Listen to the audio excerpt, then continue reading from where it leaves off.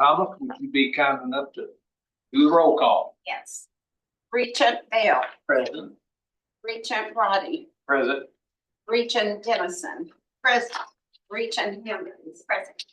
Regent Young. Here. Chair Milliken. Here. Regent Nichols. Present. Regent Spiller. Present. Secretary Thomas. Vice Chair West. Here. Regent Harris. Here. Mr. Chair, we have 11 regents present represented. We have 100% today. Very good. Happy to have everybody that can be in attendance in person. Thank you for that. The first item on the agenda is the approval of the minutes of the August 9th, 2024 meeting. Do we have any questions or additions or corrections about those minutes? If not, I'll entertain a motion that they be approved. Have a motion. Do you have a second? Second. Have a motion second. All in favor say aye. Aye. All opposed, like sign. Motion carries. The first or next item on the agenda is academic affairs. Regent Bell. We have a brief agenda today, but an important one in recognizing that students and faculty are the heart and soul of the university. Our first item, which is our action item, has to do with some emeritus appointments. So Provost Fisher, I'm happy to say we have several of those individuals in the room with us today. Yeah, we're lucky to have 4 of those individuals with us today. I'd like to run through and just tell you about each one of them so that we understand the people and how great these people are and why they're becoming emeritus. The first is Dr. Sandra Audrey. Dr. Audrey joined WKU in 1988 as assistant professor in the Department of Government. She served the university with distinction for over 35 years, retiring in June of 2024 against my will.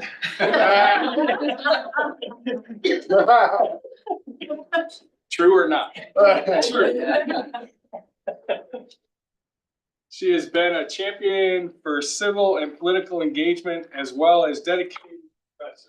She also is recognized for her work to advance diversity, equity, and inclusion on campus in the Bowling Green community and throughout the region. And with that, she is here today for us. And if you'd like to say a few words. Oh, okay. So here or? And wherever you want to go. No, I can't control you anymore. Well, I noticed that I'm the only one here in jeans, and that's the privilege of being retired. I can wear whatever I want. Okay. Thank you very much. I've just got she said I could speak for a minute. So after 36 fulfilling years at Western Kentucky University, I am truly honored to be bestowed with the status of faculty emeritus. Reflecting on my journey, I am deeply grateful for the opportunity to work alongside such dedicated students, faculty, staff, and administration. Someone once told me that there is no greater burden than a great opportunity. However, my time at Western has never felt like a burden. Instead, it has been a remarkable journey filled with joy and sadness, but with purpose. I have cherished every moment spent mentoring and inspiring our students, witnessing their growth and celebrating their successes. It has been a privilege to be part of a community that values education and strives for excellence. Thank you for this recognition, which I will carry with pride as I continue to support WKU from this new chapter. Here's to the future and the lasting impact we can all make together. Oh, beautiful.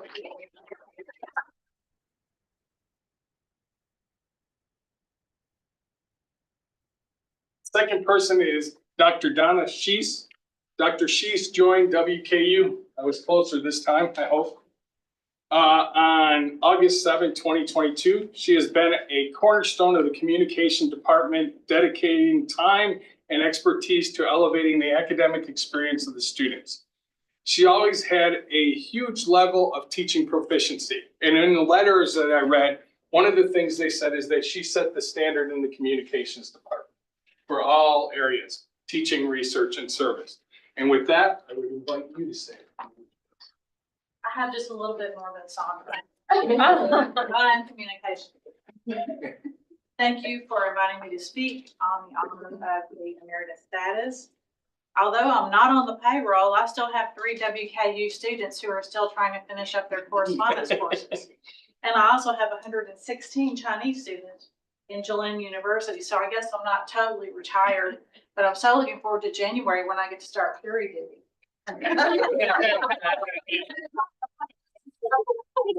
Although I was hired by Sally Ray in 2002, my connection with WKU began in 1997 when I enrolled as a full-time student. I was a first-generation, non-traditional, 40-year-old single parent with 2 elementary-age daughters. I checked all the boxes for an at-risk student. However, failure was never an option for me. In the next few minutes, I'd like to tell you the 3 areas in which I'm the proudest. Those areas are public speaking, listening, and international students. So I was hired as an instructor with a 5-5 load. I never taught just 5. I always taught at least 6, maybe 7. Believe me when I say that first-year students are wonderful and a lot of work. The public speaking class is the bellwether indicator of the student's likelihood of success. It's also the class that most students are afraid of. That increases the challenge of helping students feel at ease in the classroom. I have many evaluations of students who said they lost their fear of public speaking in my class. That is the highest compliment I could receive. I served as director of the John Line Speech Contest. I volunteered to lead this since my students always place in the top 3 anyway.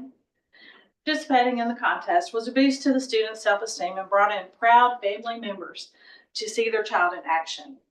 I also developed the online public speaking class in 2012. I developed it with Ann Honecker from DLO to make it interactive and easy to navigate. At that time, my dean was skeptical that public speaking could be taught online. However, when the classes were assessed, the online speeches scored higher than the face-to-face. Ask me later if you want to know why. When COVID came around, I was able to provide my Blackboard shell to other instructors who had not taught online and really didn't know how. I also served as a volunteer faculty sponsor for IABC, International Association of Business Communicators. We had a robust group and traveled to numerous conferences, visited corporate headquarters, and brought excellent speakers such as Regent Thomas to share workplace knowledge. Our chapter won the International Student Chapter Award in 2010, which I got to accept on their behalf in San Diego. Not only is public speaking my area that I'm proud of, but so is effective listening, my course that I developed. I traveled to the International Listening Association convention and met with leaders over several years in research and teaching. I became a member of the board of directors and chaired the development of a listening certification called the CLP. I presented at numerous conventions. I was honored in June of 24 with the Listening Teacher of the Year Award. Students tell me that learning how to be a better listener has improved both their work and home lives. And finally, my love is international students. I have to say that. I have a special place in my heart. It all started in 1996 when I volunteered at the International Center and my church sponsored a family. When I returned to school, I wanted to do something to give back to the community.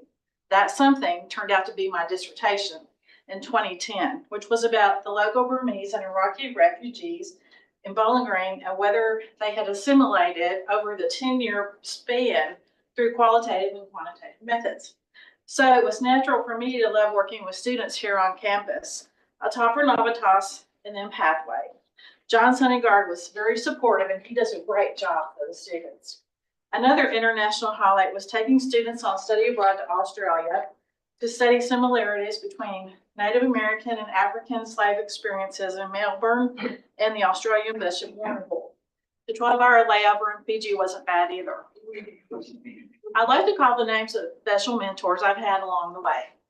Sally Ray, Cecile Garman, Randy Capps, Joe Jimmy, Rhonda Mars, and Dean Terrence Brown.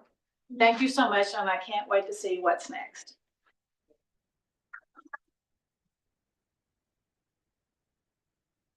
Third is Dr. Carl Myers.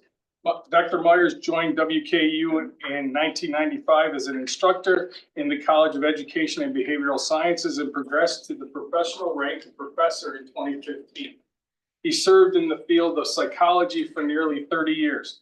He taught both undergrad and graduate courses in that area and was mainly school psychology, where he was identified as an awesome teacher in the letter that I read.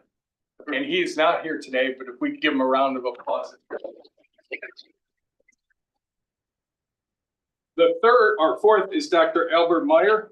Dr. Meyer served with distinction for 27 years from 1997 to 2024. He established an exceptional reputation as a teacher, mentor, researcher, and community liaison. He published extensively. I don't know the total number. I was trying to find it today, but I know at least 30 with students, which is really what this is about and what this institution is about. He's also taught with grace and assurance, served as an exemplary ambassador of his department and the university, and was recognized for his contributions by being named University Distinguished Professor. And Dr. Meyer is here today. Oh, he is? No, Albert isn't. Sorry, got the wrong one. I thought he was, my fault. And if we could, we already clapped for him. That was mine. I marked the wrong one. Dr. J. Farley Norman served WKU for 28 years, who is the next person, from 96 to 2024 in the psychological sciences. He established an exceptional reputation as a researcher. Who has now 107 science articles, 5 books, and 87 of those articles were done with students, which is absolutely incredible. And as a student mentor, he's unmatched on this campus. He published heavily and taught well and was recognized also as a university distinguished professor. And he is here today, Dr. Farley.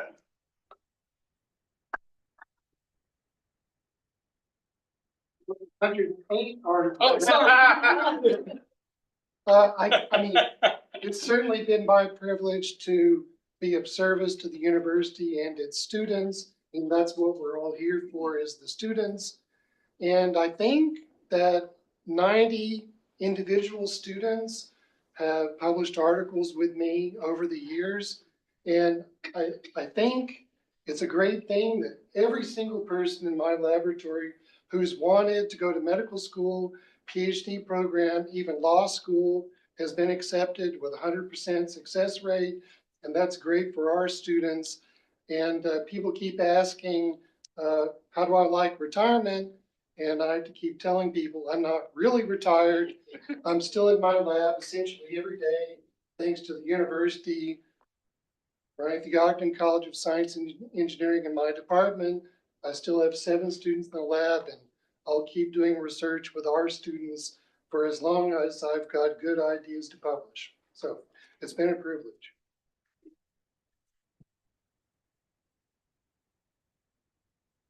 Last person is Dr. Bruce Schulte. Dr. Schulte served WKU for 15 years from 2009 to his retirement in 2024, pseudo-retirement, I think would be the term I would use. He established an exceptional reputation as an administrator, teacher, mentor, and researcher. He's published over 81 peer-reviewed articles, mentored many students, and was also recognized as a university distinguished professor. Dr. Schulte. It's fun being back in the room, and it's a pleasure to see everybody and everybody so healthy and happy at this joyous time of year. I want to just take 30 seconds, if that even that much, to say something about Albert Meyer, who couldn't be here today. I came in as department head of biology, and Albert is probably one of the smartest people I've ever met, but he's also probably right up there with Norm as just a phenomenal worker with students. He just cares for them so much, always has, And that will be his legacy. There will be students that will remember Albert for decades and decades. And he was just formative in that way. So sorry he couldn't be here today, but we wish him the best now and always. In terms of my own road, certainly enjoyed working with the fantastic Department of Biology and all the students, undergraduate and master's students, the postdocs, the faculty that we had, and the college. We lost one of the deans. That was my dean, Cheryl Stevens, a few years back, but she was a wonderful person as well and really helped me be a better department head. Then I got fortunate enough to be tapped on the shoulder by President Caboni to help co-chair the strategic planning process. And after we got through with that, he called me into his office again and said, I'd like to have someone oversee the implementation of the strategic plan. I said, I thought we were done with committees. He goes, well, you kind of are. And I said, well, who do you want to co-chair? And he said, no, I just want one head on the chopping block this time. And so I got fortunate to play that role for 5 years, worked with Susan and the great team at SOF during that whole time. And also during my 15 years, both of my daughters graduated from WKU. My wife graduated from WKU. And this May, I joined them as a graduate of WKU, all 4 of us from the Potter College. So Terrence, if you ever decide to step down at dean, you know, I got the background now. So I just want to say thank you. And I'm really glad to see, I'm so proud of this institution that what we embodied in the strategic plan, the caring for each other, the use of critical thinking, the sustainability of our environment become the tenets that we still move forward on. It's so important in this day and age to keep those things going and to educate our young and our old about those principles and those goals. So I'm just really proud to have been a part of the formative stage of this institution, and kudos to keep going. And I wish you all the best. Thank you for this honor.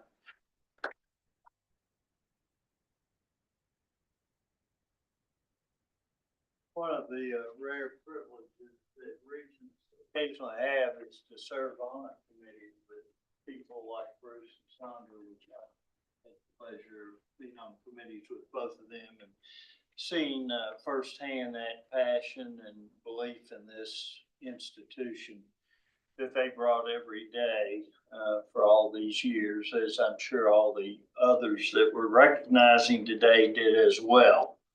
So I hope all my fellow Regents get similar opportunities during your tenure on this board.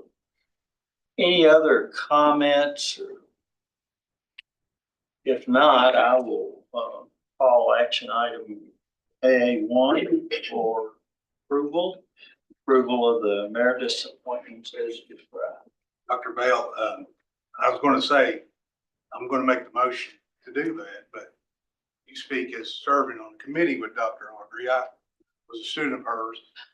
Say that she was very instrumental, not only in me progression as a student, but getting out of here.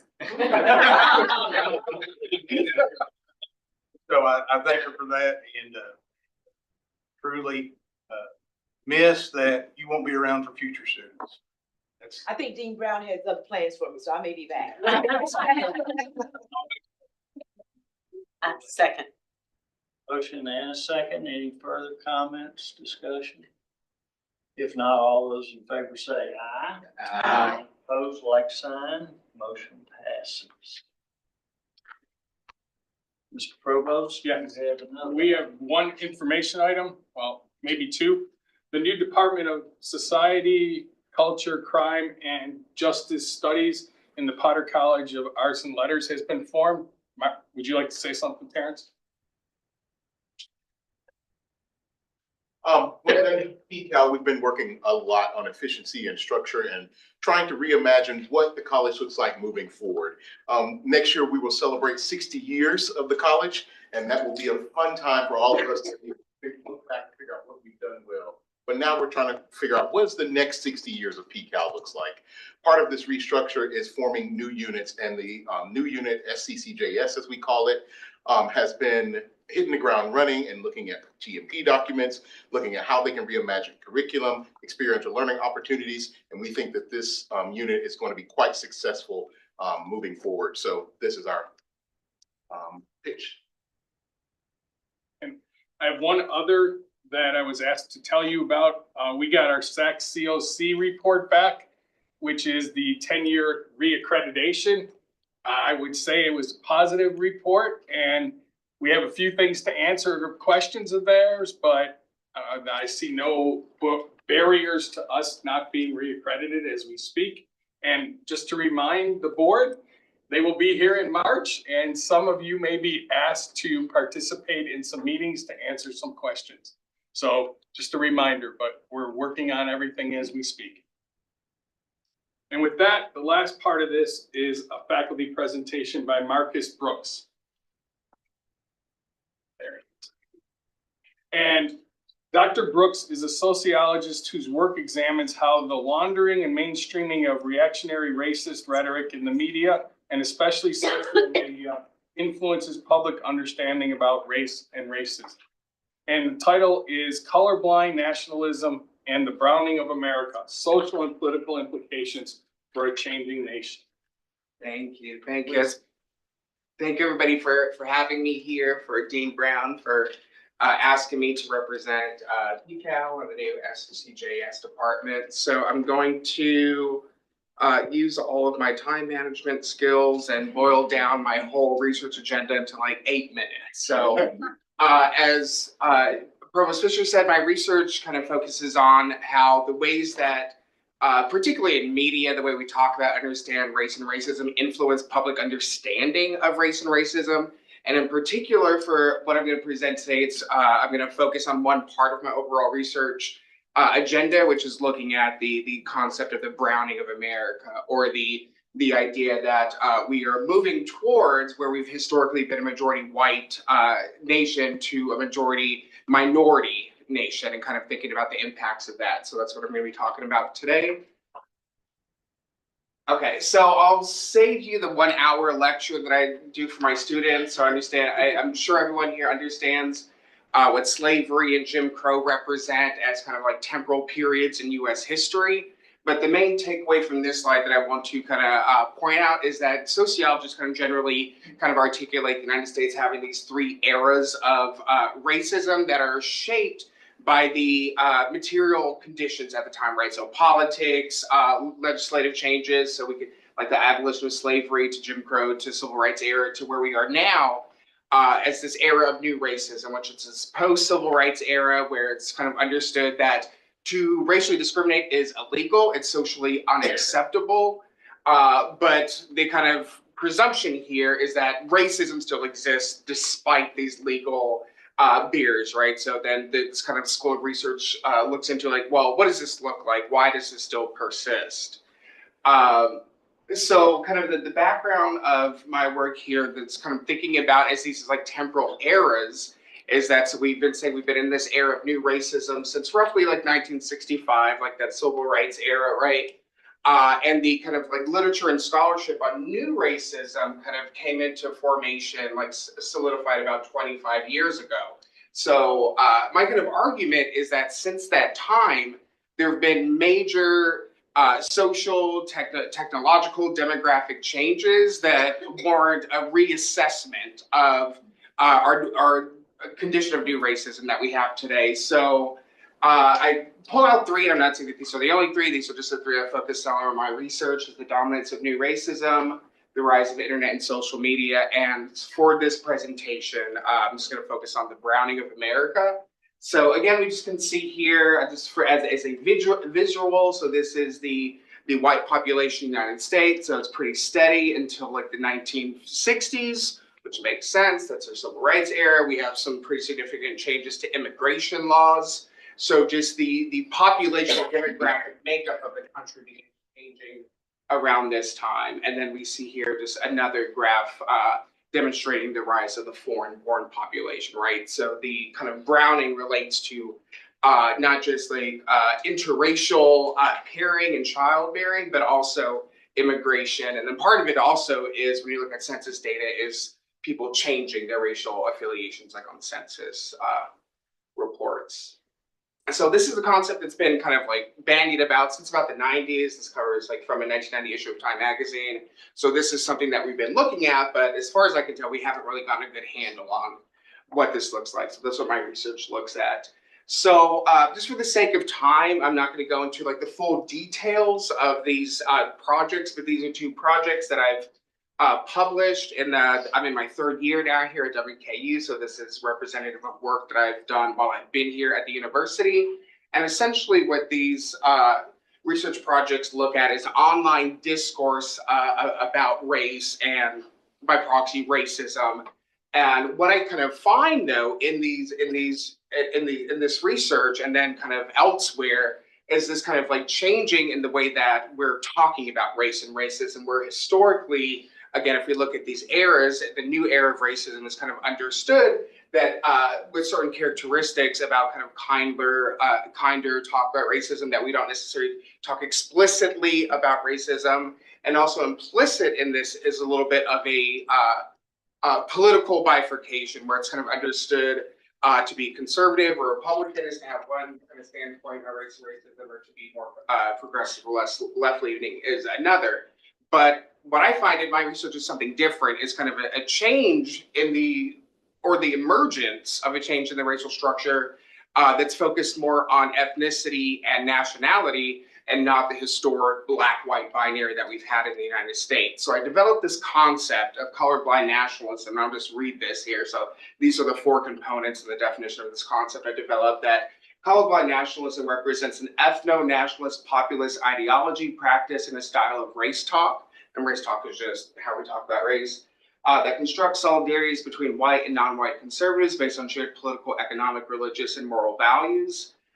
United in opposition to an antagonistic, un-American outgroup, those on the political left, which promises racial uplift based on principles of meritocracy.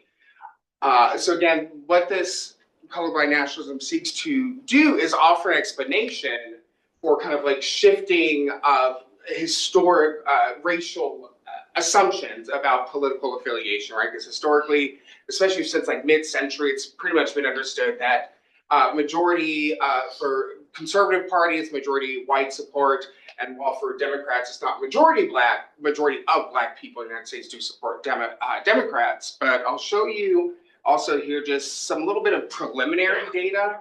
My work is largely qualitative, so I'm not making an argument that these data are statistically significant. That's not necessarily something I'm concerned with, but I'm concerned with building a larger argument based on just kind of these ideological discussions that I'm finding. So if we take into the context, what is the material impact of the changing demographics? So if we see here, we're thinking about the shifting structures, think back to those time frames. So just a few points that I've pulled out for this presentation is the changing and boundaries. So again, if we think about the black-white racial ideas that us in the United States are pretty familiar with, that is pretty unique. Like the United States is unique for this black-white binary, right? So as we see this increase in non-white immigration, so folks from Latin America, so recent black immigrants from Africa, from Caribbean, they're coming in with different ideas about race and ethnicity, that are largely based on ethnic identity and nationality.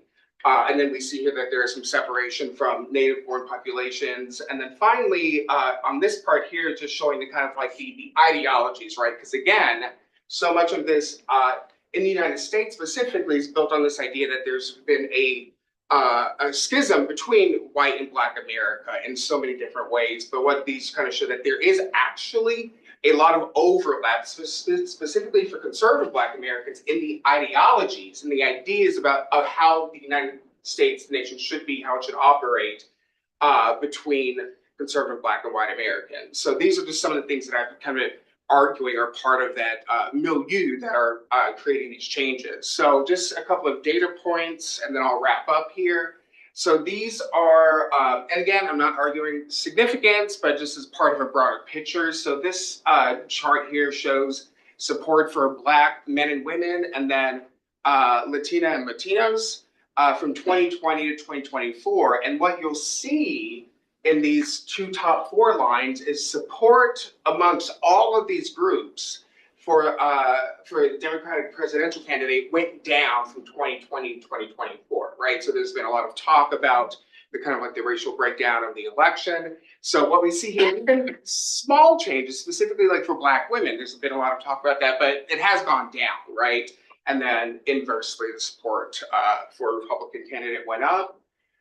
Two final points here. So if we think about part of the demographics, not just being immigration, but also age cohorts. So this top chart here shows that amongst younger Black Americans, they have warmer feelings towards the Republican Party. Again, despite this racialized history of like, if you are a Black American, you are assumed to be a Democrat, right? That this is, there's some variation within the younger generation. And then finally here, if we look at this third chart here, this is foreign-born Black men.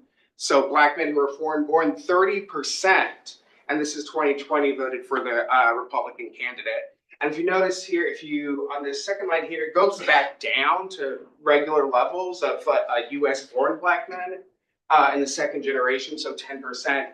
But again, there is something about the kind of ideologies that are kind of coming in here that are shifting these political orientations and kind of disrupting, in some ways, our ideas, our taken for granted assumptions about political affiliation, alliance, and so forth. So, thank you.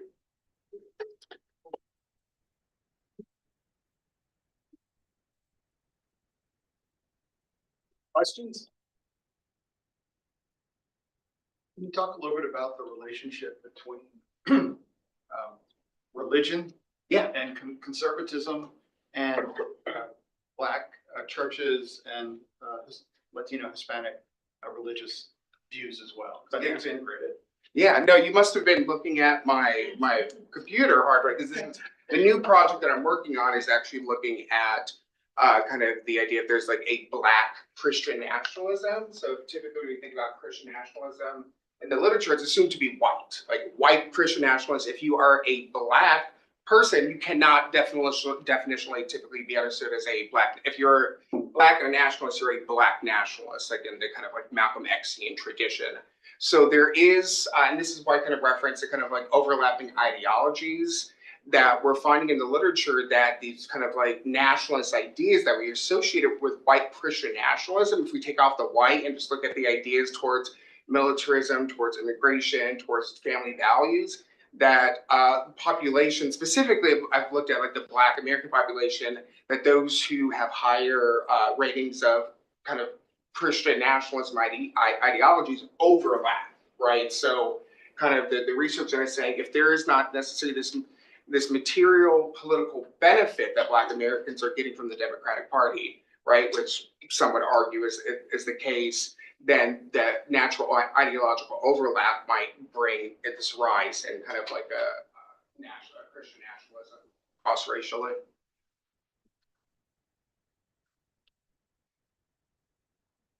Other questions, comments? Glad we can talk about these things still.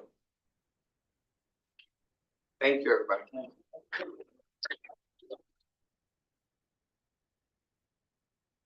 Darren, that concludes the business affairs committee.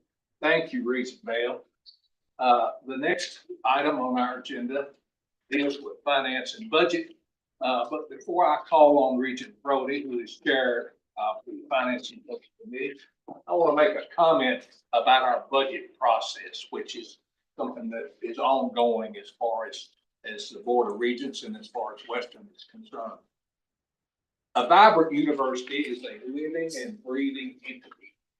It is composed of innumerable moving parts, all with one purpose: to provide an education for its students in order to equip them to do well. WKU is just such an institution. It is not stagnant. It continues to move to greater heights. One of the important functions of such a university is to prepare and implement an annual budget. We regularly review this process. WKU's budgeting process is more transparent and engages more stakeholders from across our campus than ever before. The budget review process is discussed in open forums such as Staff Senate, Faculty Senate, and Board of Regents meetings. These are accessible venues for any member of the public or media. Board of Regents budget documents are made available prior to each meeting on the Board of Regents website and remain posted indefinitely. Our budget development is a decentralized process involving input from not only the university senior leaders, but also representatives of faculty and staff senate and the Student Government Association. Voluntary budget workshops are made available to all Board of Regents members prior to approval of an operating budget in order to educate and inform the Board of Regents about the budget before it comes before the board. The university has a budget executive committee made up of faculty, staff, and student representatives who meet weekly to review budget documents and provide input into university expenditures. All open records requests are promptly responded to in a thorough and orderly fashion. The Office of Media Relations provides timely information to answer inquiries regarding the budget and has provided numerous opportunities for the media to meet with President Caboni, other university administrators, and members of the Budget and Finance Committee who sit over here. All this for the purpose of asking such questions as they care to. WKU's budget review process is robust and transparent. More information is being shared with regents, faculty, staff, and the public than ever before. During President Caboni's tenure, initiatives have been implemented which are designed to increase transparency and engagement.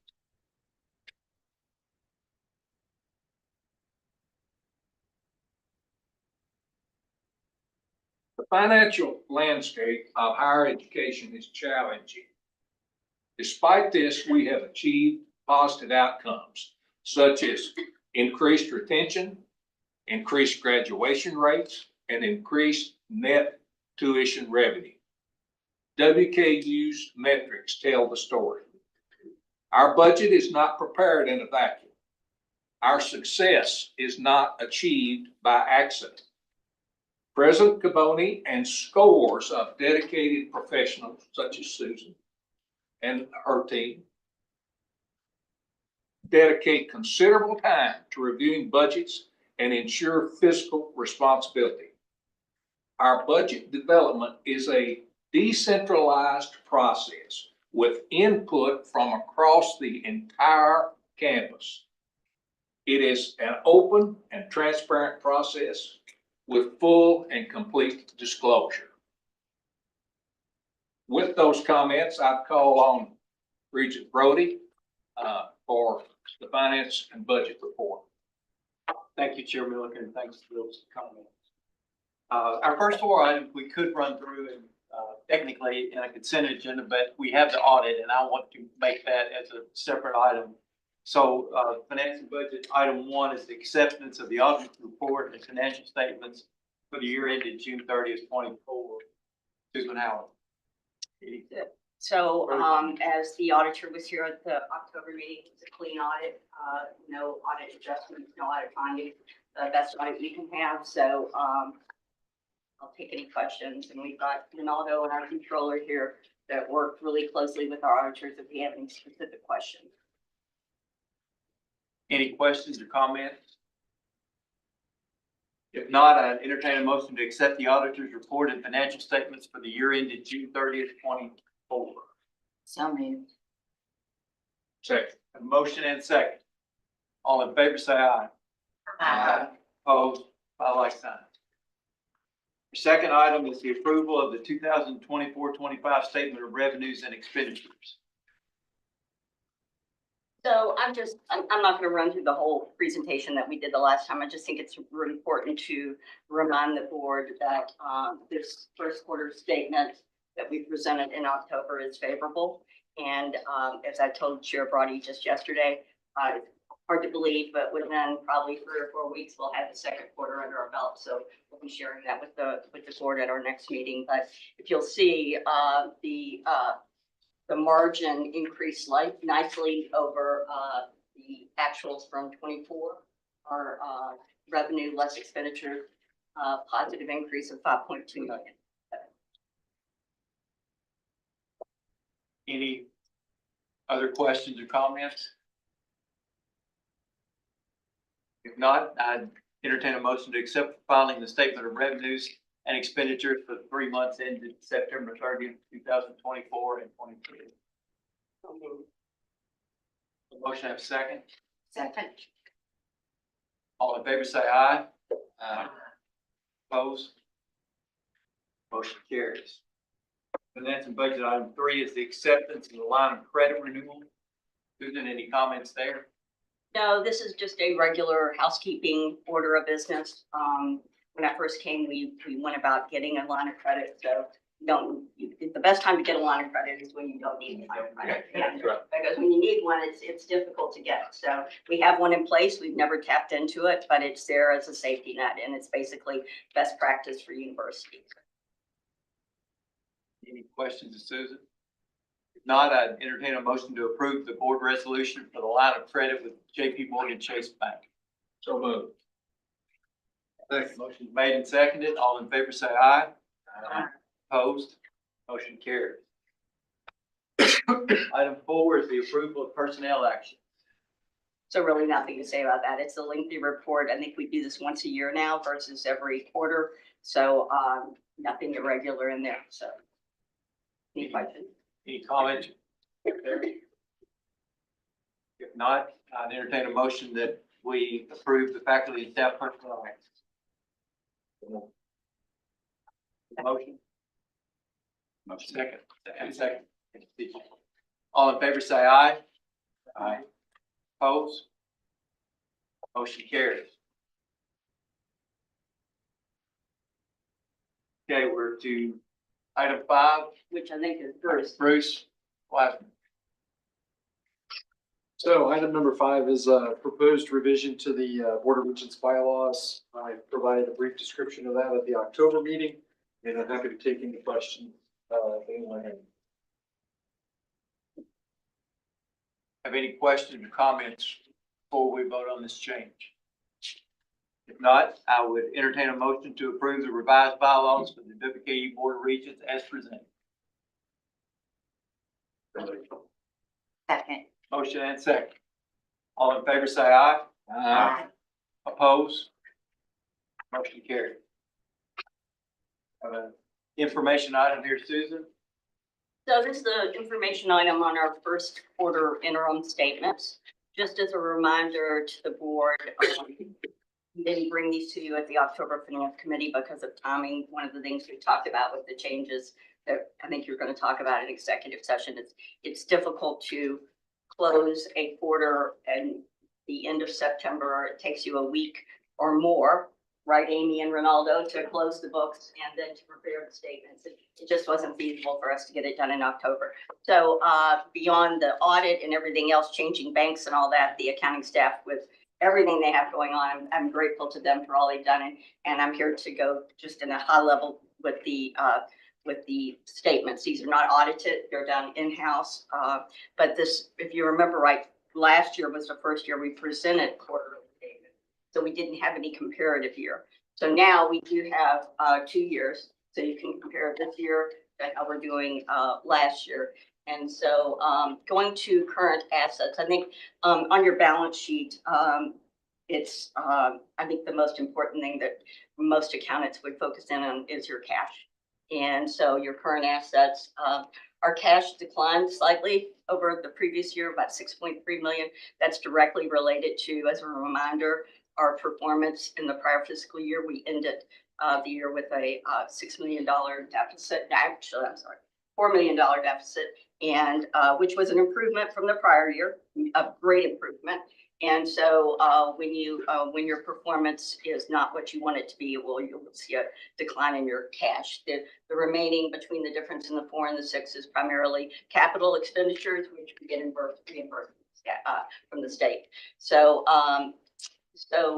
receivables are typically a change related to timing, so nothing significant there.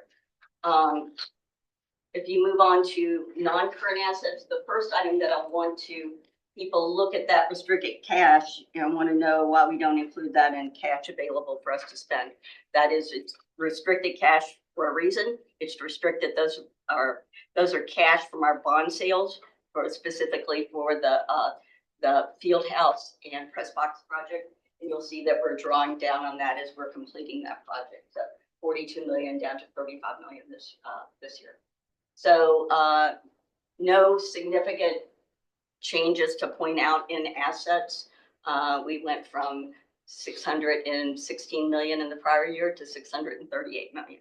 So nothing alarming there. Going on to your next, your current liabilities.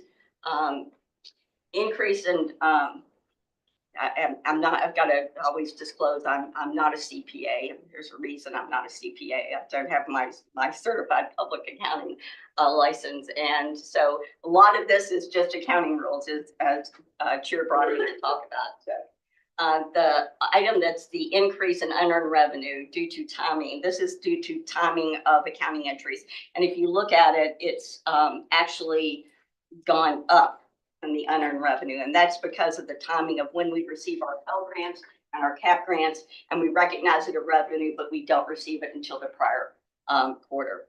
So other than that, the long-term obligations, that's really a principal only portion of your debt service payment.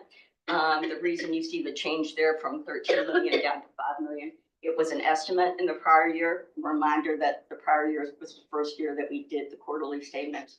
So they made Amy did a really good calculation for this year. So we're very confident with 5.2 million this year. Moving on to the non-current liabilities and net position. I think the most important on this slide is the increase in net position. So one of the questions that I had prior to the board meeting was, Susan, is this one of these accounting entries? And no, I'm happy to say that this is an actual increase in our net position, and it has to do with the increases in the capital projects and our capital assets across campus. So as we're building and improving our campus and our campus facilities, they're brand new, so there's no depreciation. So you're actually seeing a robust increase in our net position from 151 million up to 191 million. So that's a great financial marker for the university. So moving on to the income statement. You'll see that our operating revenues are down slightly from the prior. This goes back to, if those of you want to remember the auditor's presentation on the calculation of net tuition revenue. So for our financial statements, GASB requires that we do it differently than when we do it, but not just we, but all institutions calculate net tuition revenue. GASB requires that you include your Pell and CAP grants into the scholarship or your discount, and you don't typically put that in when you do your own calculation. So you'll see a slight decline in net tuition revenue, which you wouldn't see in my budget versus actual. This is your expenses and how it lines up by category per our financial statements. A couple of items I wanted to point out. You'll see an increase in institutional support, and that is directly related to the payment, the insurance payment, the increase in the state and tornado insurance. But the good news is, while it increased over $2 million, the state gave us the money to cover that increase. Secondly, there's also an increase in the operation and maintenance of plant, and that is directly related to all the capital projects that we have going on across the campus. So you'll see an operating loss, but once you factor in our non-operating revenues, so all of our state appropriations have increased nicely, and grants and contracts increasing nicely. So you'll see once again an increase in our net non-operating revenues from 54 million up to 72 million. So again, a nice increase in our net position. So that's what I have on the quarterly financial statements. And what I talked to Chair Brody about, I think what's important is as we move into upcoming board meetings, is how we can talk about the quarterly budget versus actual along with our financial statements now that we're doing those quarterly.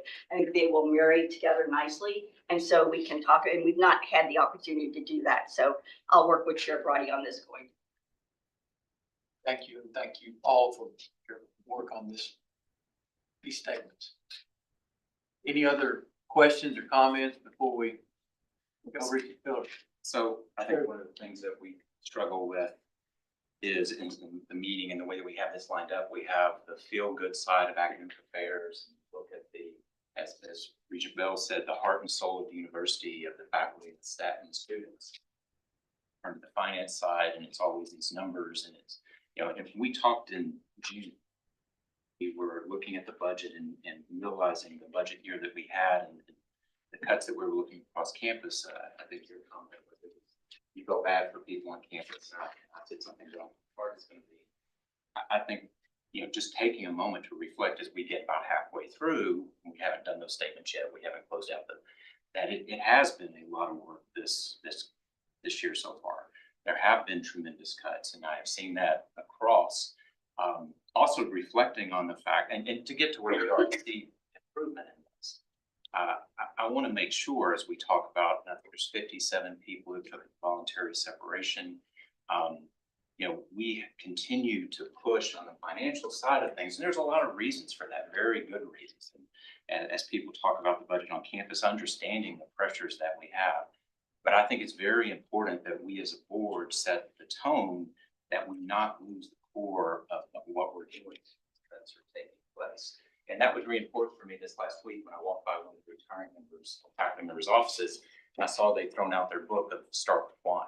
And those of you who've seen this book, and many of you have read it, if not, I've got a copy that I picked up off the shelf that she put out there for students. The faculty are here to help students. And if somebody asked me recently, why do you do this job? I want to help students find their why. I want to help them figure out what they're doing. And I worry that we are turning the temperature up on too many budget cuts being made, short-term budget cuts that are leading to us losing some of our strategic focus, that we're going to larger class sizes, that we're making choices that are not leading to the absolute best for students and for faculty success. So I'd like to make sure that we continue to emphasize, like Regent Bell said, that, faculty are what we're trying to do here. If we're going to ask them to do more to get us to R2, we're going to ask them to do those things. We still have to make sure that we keep the support there for them to be successful.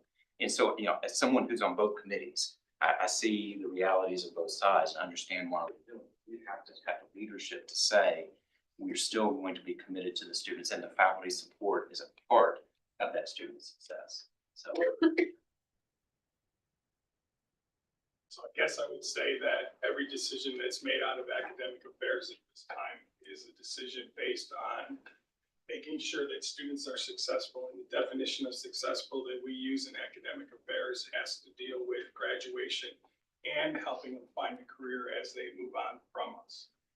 And if you look at the numbers, I think I agree with you that we've had to make some difficult cuts, but that was because I don't think you can run in the red forever, and you have to get to the black to be viable into the future for 20, 25, 30 years.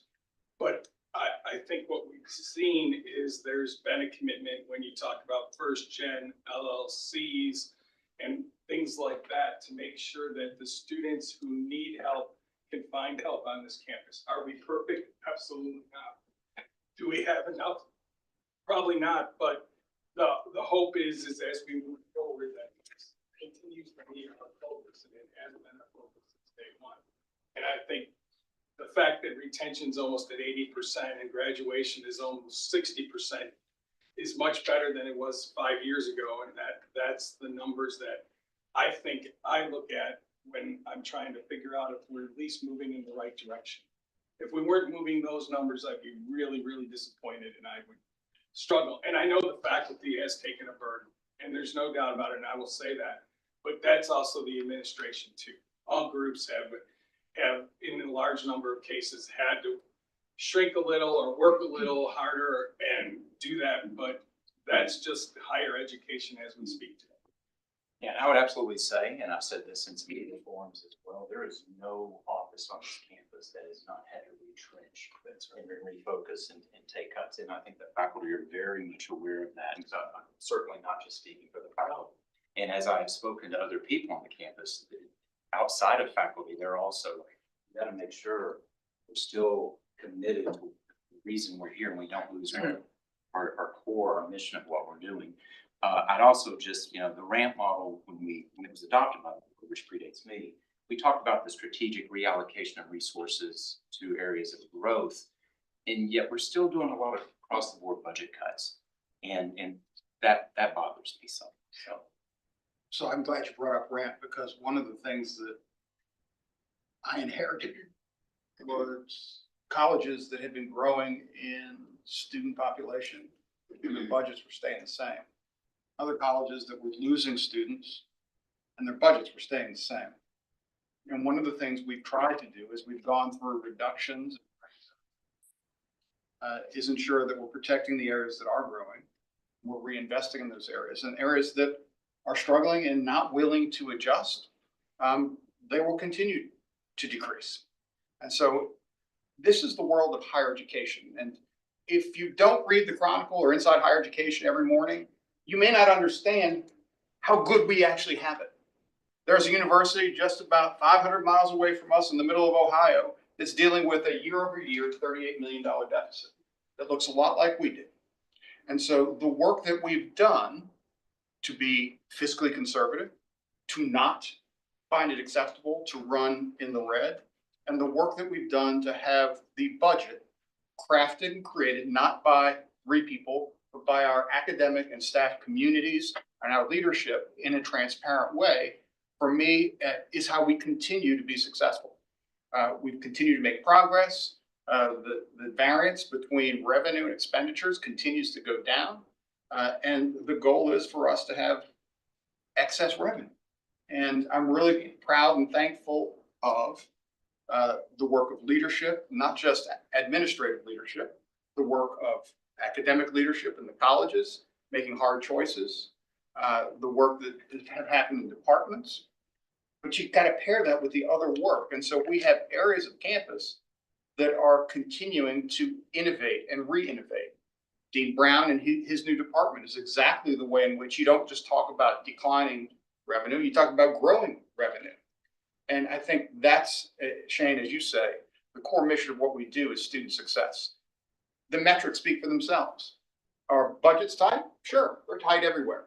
But we're paying attention to them, reacting to them, and not putting our heads in the sand.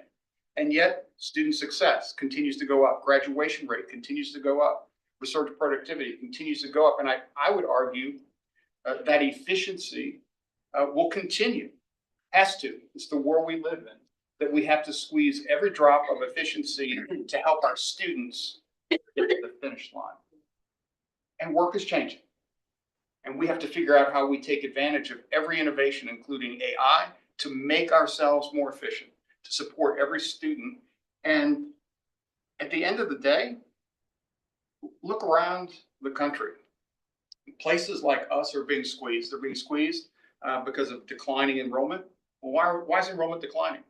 It's because 60% of the students who apply to college don't go. That's not a recipe for economic success for our region or our nation.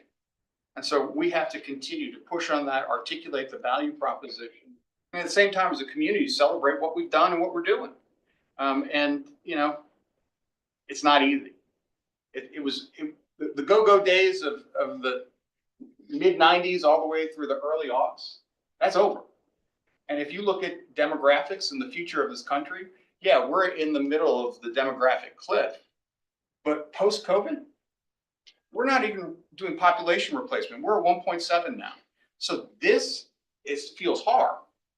I'm gonna preview for you what the next 15 years feels like. In 18 years after 2020, in 2038, we got a real problem as an industry. And so, yes, we're gonna struggle through this, but we're gonna learn from this so that we're ready for what comes after this, because it's not growing population. So I appreciate the comments, Shane. And I'd point out yesterday there was an article in the Chronicle that talked about the increasing mental health concerns amongst faculty and staff nationwide. Since you're talking about the chronicle, and again, and most of it went drilled down on it is because of the increasing workload as the staff is coming down. So I wonder if, one of the biggest strategic failures I see amongst organizations is as they make minor course adjustments because of, think about them as a boat, as a ship, make minor course adjustments because they need to. If you're not careful, if you don't have good leadership, at some point you're going in the opposite direction. Somebody's got to keep us heading in the right direction. And I think we're all clear the right direction is faculty success, student success, and just making sure that we keep that in mind. And that's the main thing that I'm pushing towards here. I'd also just, as you talk about AI, I got to watch Bruce's demonstration yesterday at staff's. He tried to have AI summarize a travel policy for us and take the place of one of our administrative assistants. I don't think it did a very good job.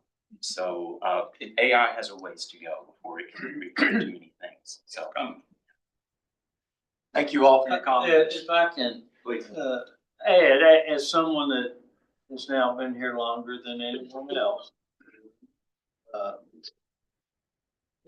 I've seen major changes, certainly over the last 7 years, particularly, and going back to Chair Milliken's statement that he made with transparency, which has become a hackneyed term. I get tired of hearing that, but it was plain to see, it is plain to see that all these changes in higher education have been coming and are here and more to come.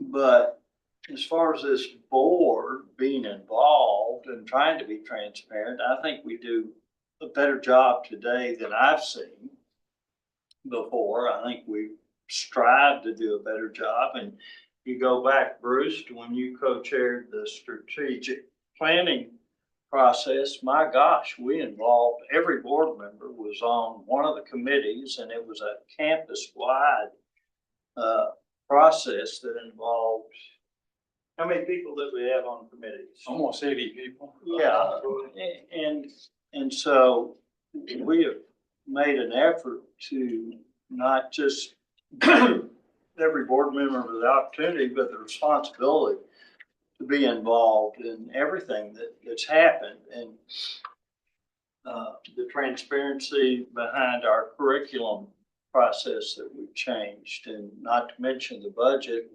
For any of us that read the book on the decentralized budget process, we studied that, and we're involved and are involved in Susan and the work that she's done. Some of it, much of it has been out of necessity to be not just one of the survivors, but success stories in higher education, which I think we are. So, anybody that doesn't think we've been transparent hadn't been paying attention. I'd also follow up and say Susan and her staff are always responsive to me. If I get a question from the campus community, I usually cut and paste it for anonymity and forward it to them, and I get a fantastic response that explains. So they're responsive and available. And typically when I have meetings with the campus community, and I show them documents that are freely available on the webpage. They're not behind a paywall. They're right there. People just didn't know they were there. So transparency versus not the book.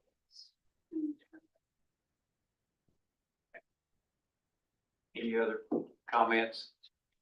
Not Chair Milliken, that concludes finance and budget. Thank you, Regent. Next item is student affairs. Regent Dennis.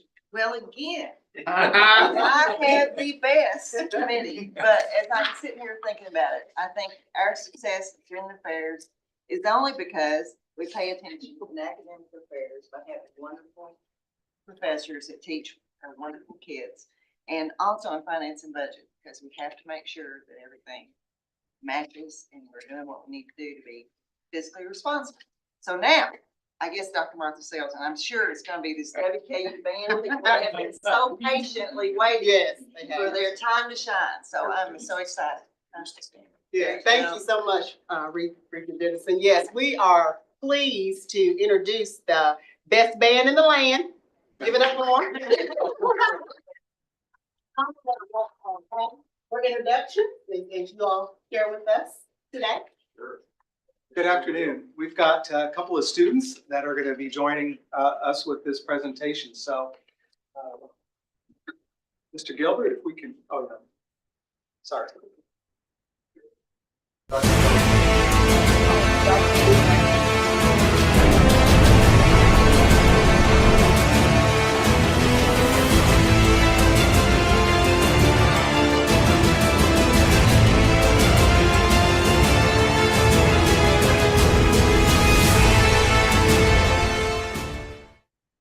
Okay, thank you. My name is Caroline Thank Wagner. you. My favorite thing about the BRMB is this tiny microphone.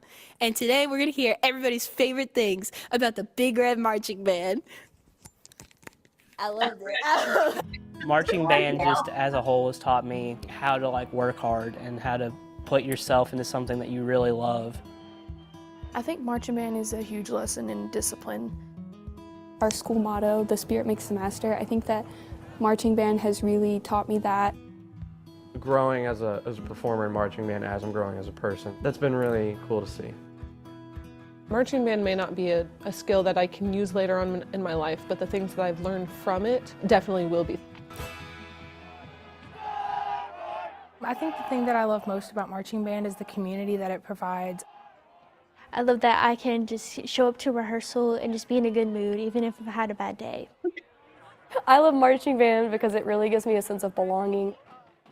It's given me an opportunity to meet people that aren't just my friends, but they're my family. You spend a lot of time with these people, hours and hours, rehearsals, game days, long bus rides. You get to love these people. And I do enjoy marching band in and of itself, but I think people make marching band. All my best friends are here. It's just a giant family. And we really show that through all of our enthusiasm towards the program and just towards each other and what we do. So yeah, it's taught me a lot about commitment and doing things that are bigger than myself, doing it for the people that I'm with. And I think music is really, really powerful, and getting to do that with some of my best friends is really awesome. And I think that's what makes our marching band very special. All right, that was an awesome game. Thanks for your energy. Thanks for everything you brought to the game. That was a lot of fun. I hope you had a good time. You know, we had to have one. Hello, everyone. My name is Sarah McAuliffe, and I am one of the drum majors for the Big Red Marching Band. I'm here today with my bandmate, Patrick Johnson, who is the section leader for the mellophones. I'm also joined by Dr. Gary Schallert, Dr. Matthew McCurry, and Dr. Scott Harris, the WKU band directors and faculty in the Department of WKU Music. We are here to share some exciting news about the Big Red Marching Band, the university's band program, and to provide some insight into how the band's halftime shows are really created and taught. Did you want to say something? Yeah, I just wanted to start by saying that the Big Red Marching Band, though they stem from the Department of Music led by Dr. Lopes and Decal, it's really a university community that's made up of various disciplines across the university.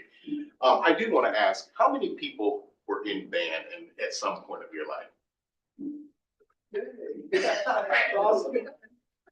So you can see the impact. You can become a board member. You can become a dean.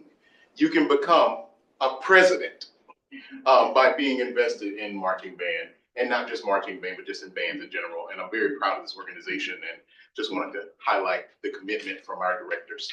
Thank you.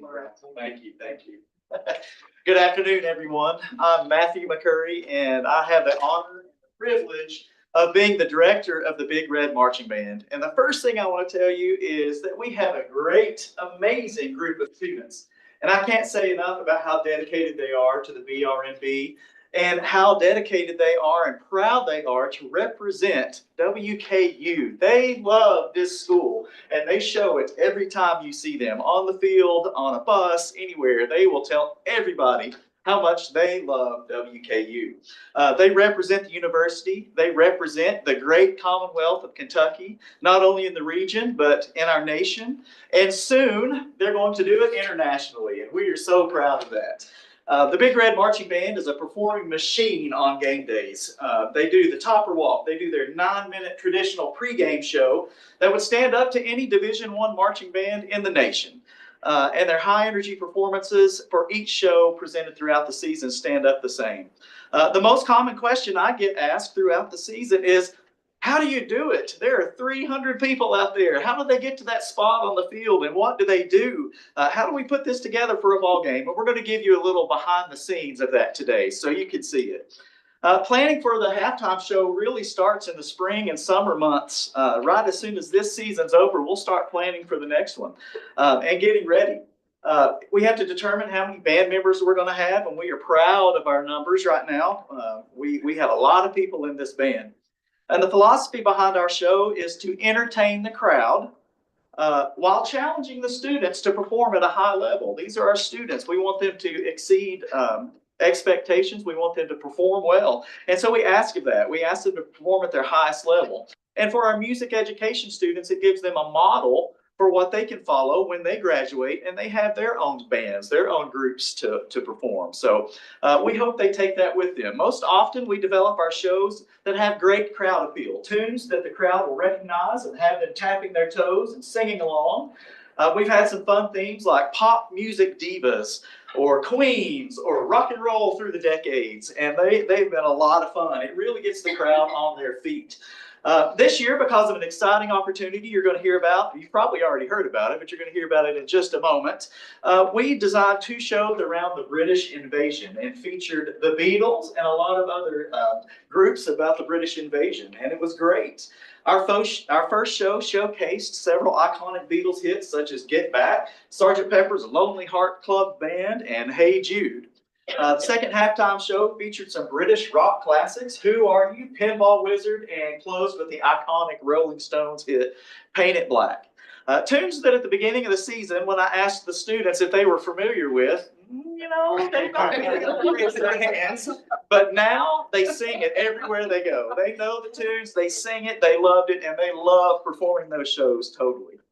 So once we get that theme, we search for the best arrangements that are for college marching bands that will challenge them, that gives everybody something fun to play. And so they're proud to perform that when they're on the field. And when we get those arrangements, the musical scores are sent to a drill writer who comes up with all those pictures that you see on the field. Each picture is called a set or a chart that is on the field. And that's fun to look at, but the most intriguing part, if you're watching the show, is how do they get from one place to the other, especially when there's 300 of them on the field. And those are the transitions, and they're a whole lot of fun. Now, that doesn't only happen once per show. We can have 40 to 60 sets in a show that they have to learn, they have to remember that they have to march in that show. And how do they do that?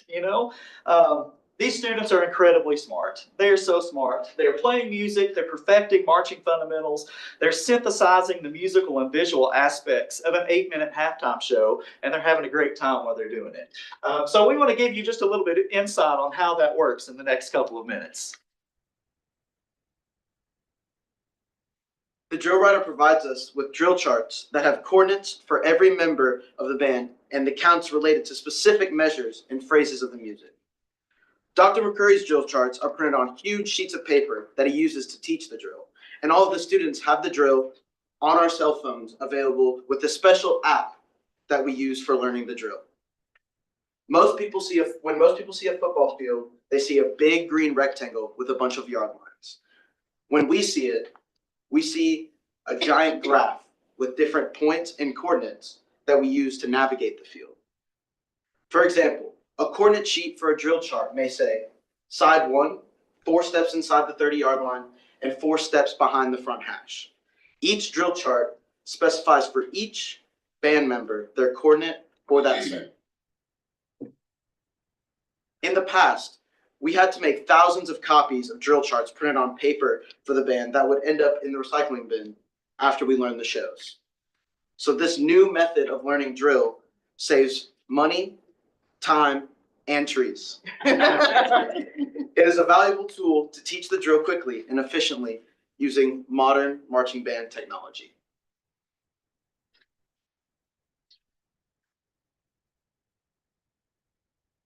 Since the drill is written with computer-assisted drill writing software, we can animate the pictures to see how the drill evolves from one set to the next. Here's a sample of some drill charts from our last show, followed by the computer animation.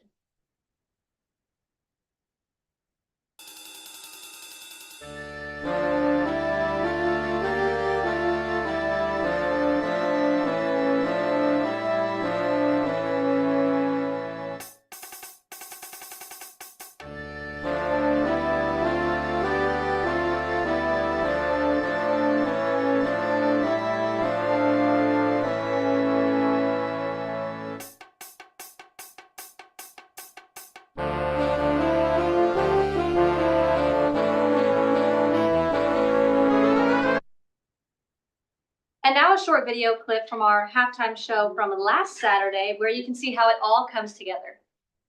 66 and quickly topped the charts and is no doubt one of the songs that shaped rock and roll.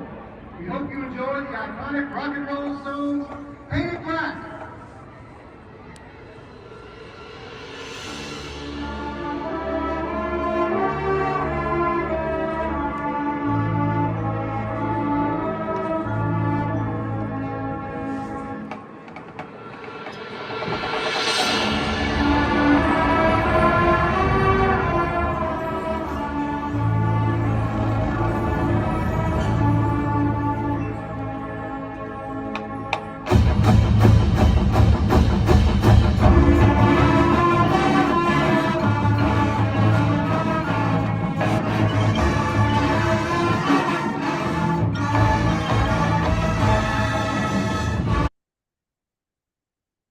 Thank you, Sarah and Patrick.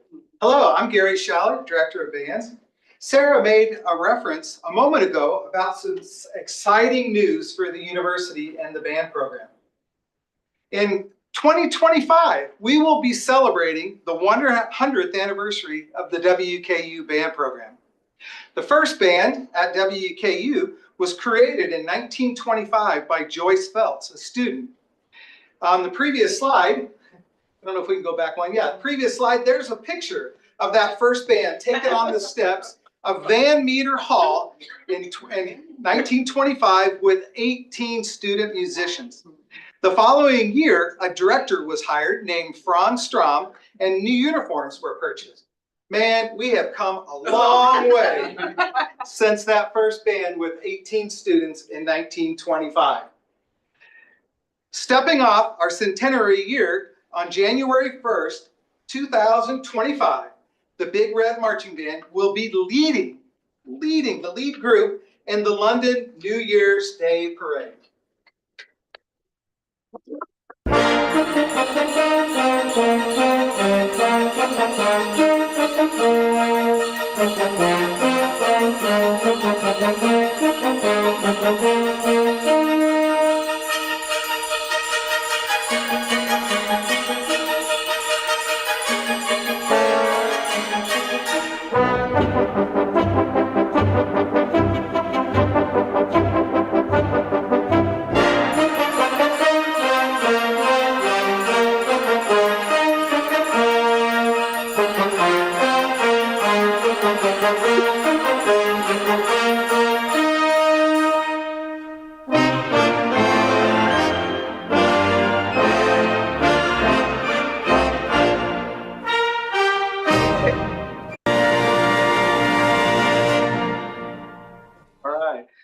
We were approached in the summer of 2023 by officials of the London New Year's Day Parade and the Lord Mayor of Westminster's office with an invitation for the band to participate in the January 2025 parade.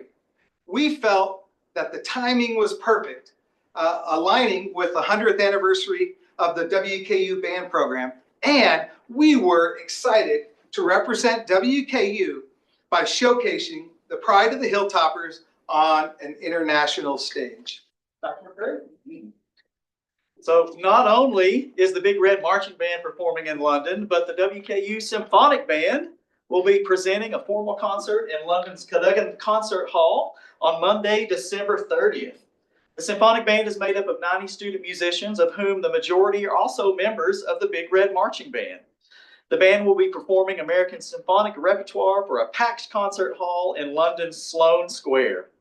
One of the compositions that will be performed will feature accomplished concert pianist and chair of the WKU Music Department, Dr. Zachary Lopes, who is here with us. He will be joining the band for a special performance of George Gershwin's favorite classic, Rhapsody in Blue. And it will be a superb concert. You won't want to miss. So let me tell you just a little bit more about the Big Red Marching Band. The 2024 Big Red Marching Band is the largest in school history with 300 members this year. And we are so excited about that. For several years now, the BRB is the largest band in Kentucky. Yes, even larger than the schools to the north and east that we won't name. The BRB is a very diverse group of students, including their academic majors, and we're really proud of this. There are more than 60 majors from all 5 of WKU's colleges that are in the marching band, and we love that. So a couple more fun facts, Dr. Harris, yes? Hi, good afternoon. My name is Scott Harris. I serve as one of the assistant directors of the marching band. In the spirit of filling the room, I thought I would stand on this side of the room. And we are traveling to London. The band is coming back on December the 27th for a day of rehearsals, and we are getting on the planes, multiple planes, on December 28th to make the trip out of Nashville to a number of gateway cities out of the United States and over to London. And I wanted to share with you a couple of the specifics regarding that. We're going to be there for 7 days, 6 nights. We're taking 302 students, 3 band directors, 7 staff and additional faculty, including Dr. Lopes, our 2 graduate assistants, Audrey McDowell, coach of the Topperettes, our dance team, and Mr. Charlie Pride, who is director of WKU Student Activities. We're thrilled that he and his wife Julie can join us on this trip. We also have 50 friends, alums, and family members that are joining us as well. So we're looking at a trip of 350 plus headed over to London. And of course, Big Red is joining us as well. We have to put Big Red on there and put him on TV, and we're gonna share that with all the world. Some of the highlights from our itinerary, in addition to the symphonic band performance and the Big Red Marching Band New Year's Day Parade, we will be enjoying a city tour of London, a Tower of London and Tower Bridge tour, Buckingham Palace, the Thames River Cruise, Westminster Abbey, Windsor Castle, and Oxford University, and so much more. A large contingent of our group is also going to Paris for a few days as an add-on trip. So it's really going to be exceptional for all of our students. Absolutely. Like Dr. Harris said, 351 people. How do we get them there? How do we get all of our stuff there? We have so many instruments. We have concert band. We have marching band. Well, the good news is all of our instruments and equipment are going to be picked up next week, and they're going to be shipped over. They'll be at the hotel waiting for us when we get there. So we have a large international shipping company that's going to get that there. How are we going to get ourselves there? Well, our travel party is booked on 13 domestic flights out of Nashville on the 28th, and we fly to 7 gateway cities where we make our way across the Atlantic Ocean on 7 international flights. So we hope that we all get there at the same time. So we did find out some fun facts. 65 of our students that are going with us have never been on an airplane. So what an opportunity. Yeah, the first one going over the ocean. 155 of the students traveling have never been out of the United States. And so what an experience for them to get to go submerge themselves in a different culture. We are so excited for that and for that opportunity. A couple more fun facts. We will be performing for more than 600,000 spectators that will line the streets in London to watch the parade. The parade will also be televised on New Year's Day throughout Europe and the United States to a television audience of 300 million viewers. It is possible that the band's participation in this parade will be seen by more people than any other marketing opportunity we have ever had for the university. I'm not aware of any college sporting event with 600,000 spectators or 300 million viewers. How about that, folks? It's pretty cool.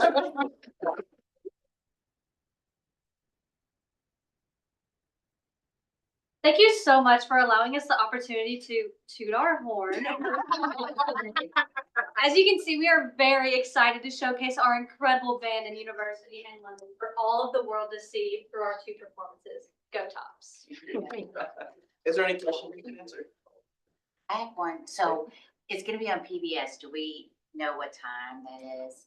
The parade steps off at 12 o'clock, so we're 6 hours behind, so it'll be at 6 a.m. We're probably 6:30 by the time we get to the performing area. Okay. My understanding is that PBS is also really good about rebroadcasting the parade throughout the day on New Year's Day. So as soon as we know when it will be televised here, we'll be sure to share that with the university community.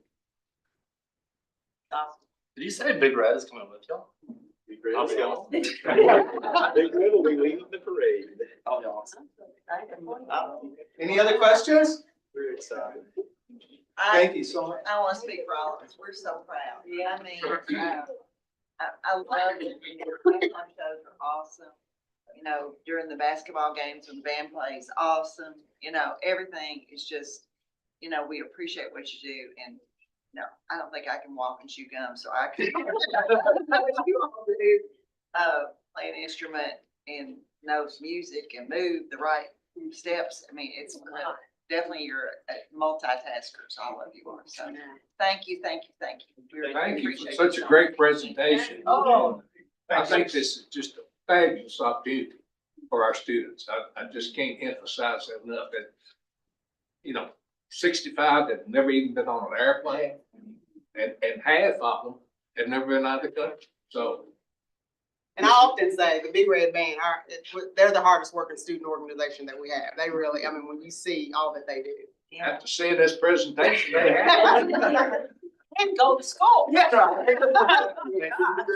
So I will add my thanks and appreciation for the hard work that goes into this. I remember one of the first conversations I had with Gary was, how big is our band and how long is it going to take us to get to 300? And the answer is not too long, which is a good thing. I'm proud of the work that they do, but more importantly, how they represent our university. They're our largest student organization. They're the most visible brand representation of the university. But over time, watching the growth both in musicality, marching skills, they are an outstanding marching band, and they are the best marching band, not just in the Commonwealth, but in the region. And we're just going to continue supporting and growing them for that reason, but also because these are amazing students. The retention rate is higher than the retention rate of the average WKU student. The work that they do, not just for athletics, but representing us more broadly, and the relationship that they have across campus is second to none. And I will never forget the conversation around why are they wearing sweatpants and polo shirts? The reason for one season we had to wear those is because they outgrew the uniform collection. They grew so fast that we didn't have enough uniforms for them. So we had to get these uniforms for them by raising some money, and we continue to push and elevate the program. And it takes a lot of work to do that. And so for the faculty involved, my appreciation. And you got lots of band fans now. Yeah. It's good. Thank you, Richard Dennison.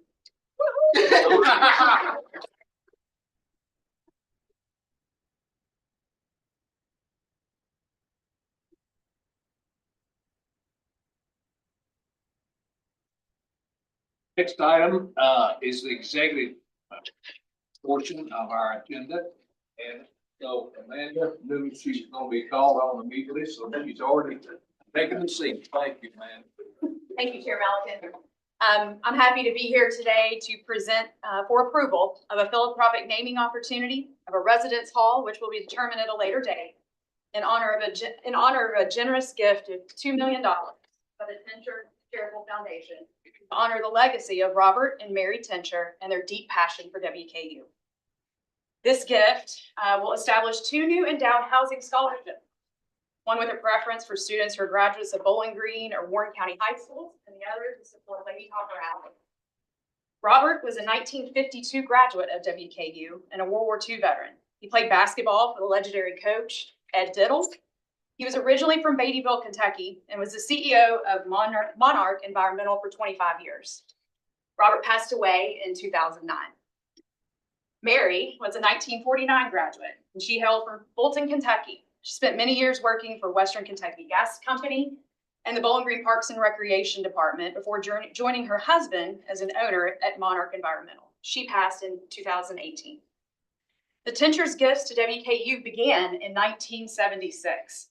They supported myriad funds across campus, including scholarships, the Hilltopper Athletic Foundation, Lady Topper Basketball, and WKYU. That philanthropy has continued through their namesake foundation created prior to their passing. The Tincher Charitable Foundation, represented today here by two of their current board members, Joe Bill Campbell, who was a former member of this Board of Regents, and Vera Murphy, made an initial commitment of $1 million to WKU in 2019 to support an endowed scholarship fund for deserving students on the Hill.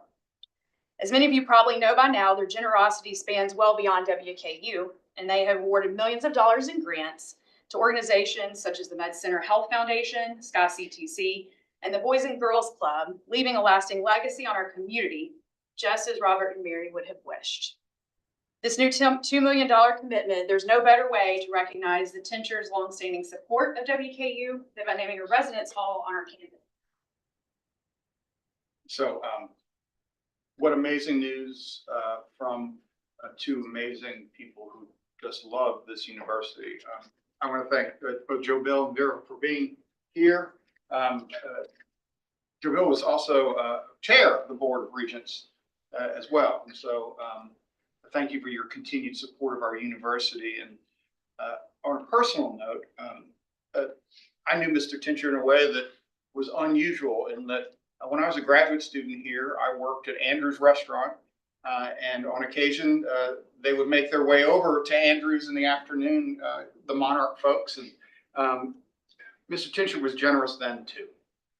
There were times when I was just hoping to get another hamburger because I cooked 5 meals tableside, and he was generous with everyone at Andrew's in a way that touched me. It wasn't philanthropy, but he was a good tipper. And I was thankful for it when I saw him coming our way, as were a lot of the other folks at the restaurant. But what an incredible legacy for our community, and the support of folks from the region, also those who make their way through community college as well. And so that will be a preference there, that if you've come through Sky CTC and you come to campus at WKU, they're going to help support those folks having a residential experience, which is really important for their social, emotional development. So some wonderful news for the university. We'll figure out which residence hall in due time, but this is going to be a wonderful gift and remembrance of their investment in the university and love of WKU. So thank you all both. I think we may have a check to present. So this is cash. That's pretty good. Do you all want to join the chair and me and Amanda and say anything you want?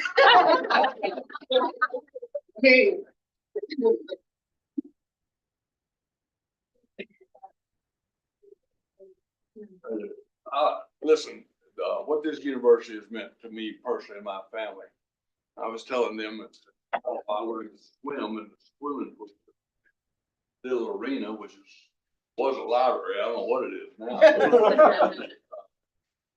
But I love this university.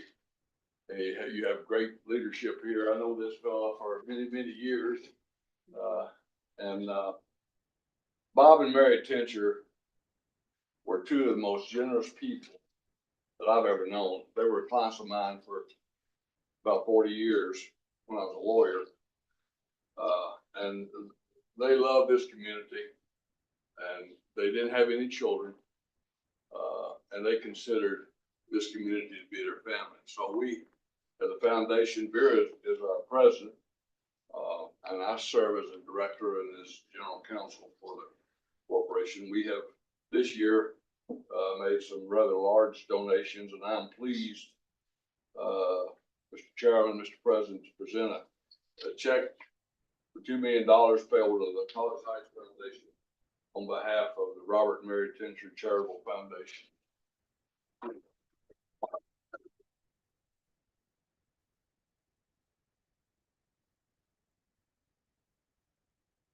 How many days you get to hold a $2 million check? But it's not about the money, it's about the lives this will change. And so for that, thank you. We're gonna have a signing ceremony right after the meeting. So stick around, and maybe the rest of the board can get a photograph as well. Sure. And also to the College Heights Foundation, thank you for your work at facilitating and stewarding our donors. And the philanthropy, thank you for wherever Amanda is, there she is, for building and stewarding those relationships.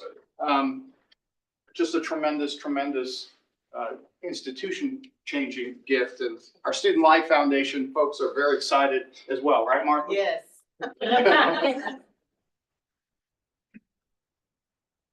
What a nice affair. We don't need to approve it. Oh, that's right. We need to For that, it's all good. I don't think I'm not guessing there's a problem with that, so. Well, I guess for the record, we do need it. Regent Dennison has made the motion. Do I have a second? Regent Thomas. I have a motion and second. All in favor say aye. Aye. All opposed, like sign, and motion carries. Thank you again so much.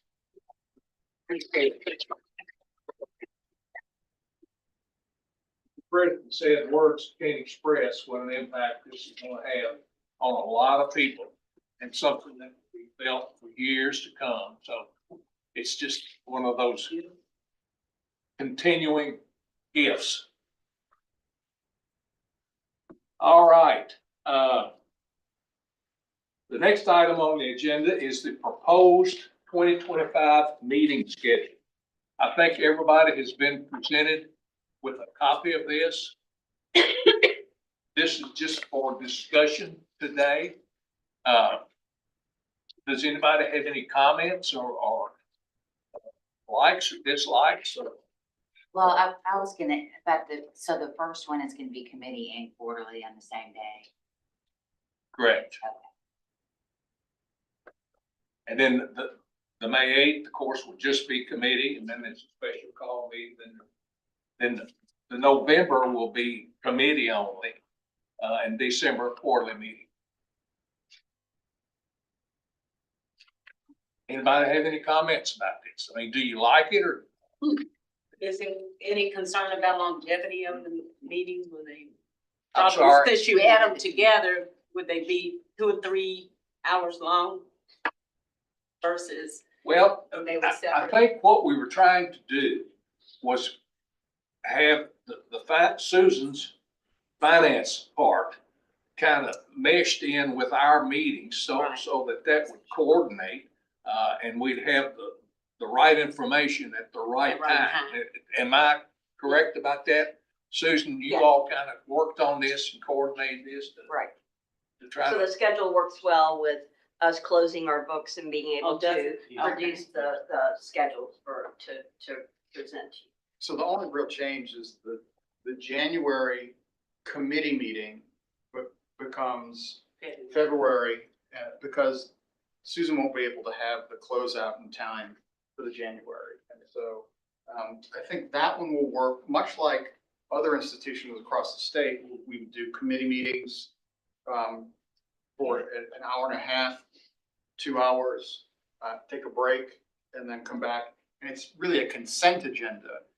So it goes much more quickly. If there are any individual questions, you can pull it off, but the formal meeting should go really quickly. There won't be presentations, there won't be information items, it'll just roll. Anybody else have any comments? I want to thank Andrew Anderson for looking around the state and seeing what other folks have done. And Regent Bale, I think this also allows us to get together 6 times instead of 7. So it's not like we've gone down to 4 meetings and that's it. So. Somebody say something. What's wrong? Well, I mean, I think it's fine. shall we adopt this then? I like it. I do. Okay, then I'm gonna say this is a proposition that we can vote on. So do I have a motion? So moved. Have a motion, how about a second? Second. I have a motion and second that we adopt this proposed 2025 meeting schedule. All in favor say aye. Aye. All opposed? No opposition, the motion carries. Very good.